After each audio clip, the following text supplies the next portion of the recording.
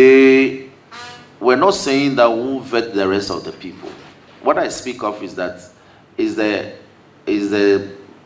prioritization, whether a candle be vetted last for the day or vetted early enough in the day, is what I speak of. The change of mind occurred. The change of mind occurred in the evening. I don't know what happened. I don't know. They went to a caucus. You know, that Thursday morning, they had some early press conference and called me all sorts of names that I was bullying them and all that. But I was, as the chief whip, I was minded to get my businesses done and on time. So my focus was getting my people to line up as and when it was necessary to call them. So the change of mind came in the evening, to be very honest with you, because we were working. But when it got to the evening, they just decided that they won't let us continue, even though as a committee or as a committee of parliament, we worked till sometimes midnight, sometimes the wee hours of the following day. We do it all the time, given the exigencies of the time.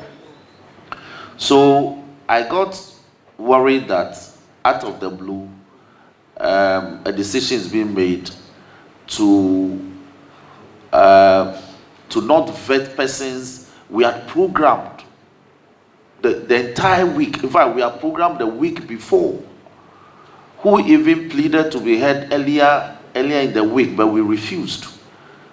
And then the minority on the committee would just say that we won't hear you today. Go and come tomorrow. When they are done, we have made protocol arrangements and all. So, Chairman, you can understand. So it posed a problem for me. All efforts to get them to disengage from that position failed. And they are lined up this way. They have brought in more men, more colleagues. And if you saw from the videos, I have tried as much as possible to get my members to remain calm. But I was roving.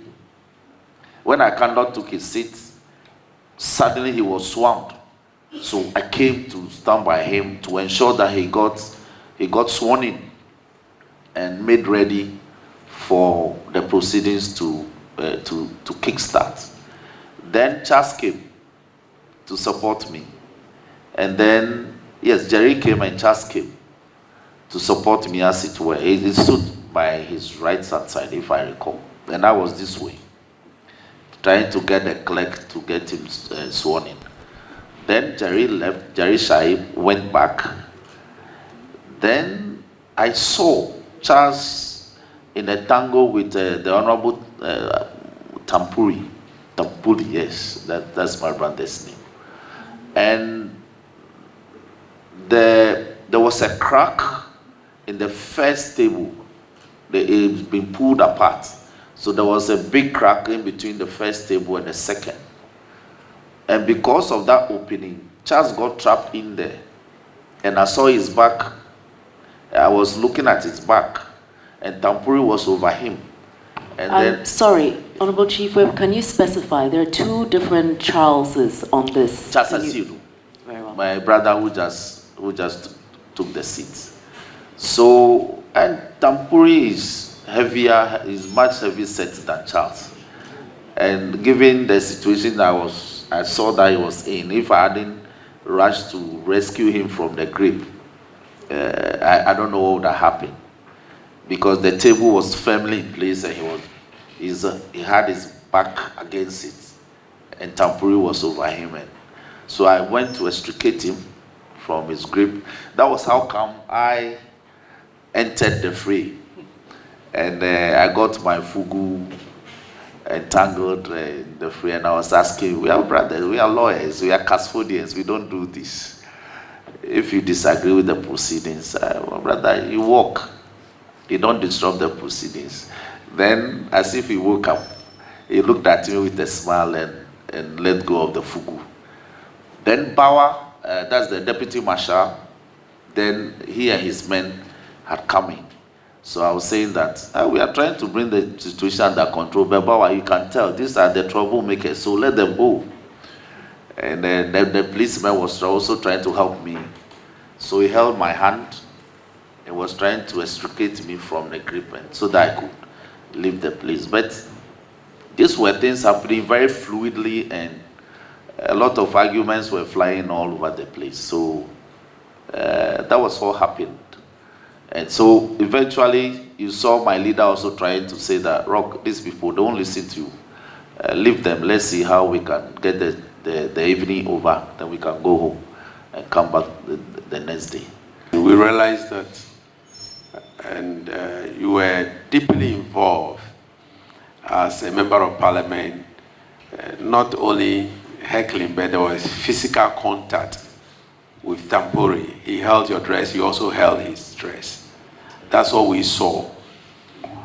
Can you confirm whether you also, held his dress?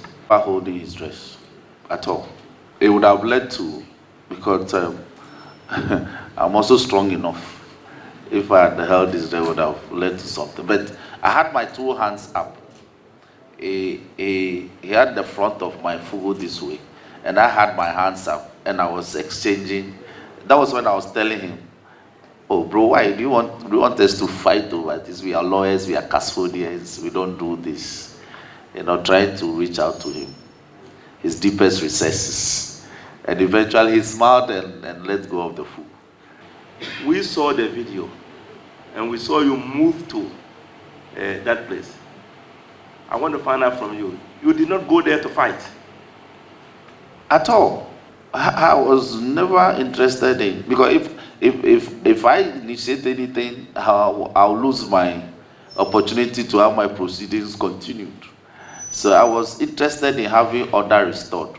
I went there, when I left Akando site, I went there just to rescue Asiru.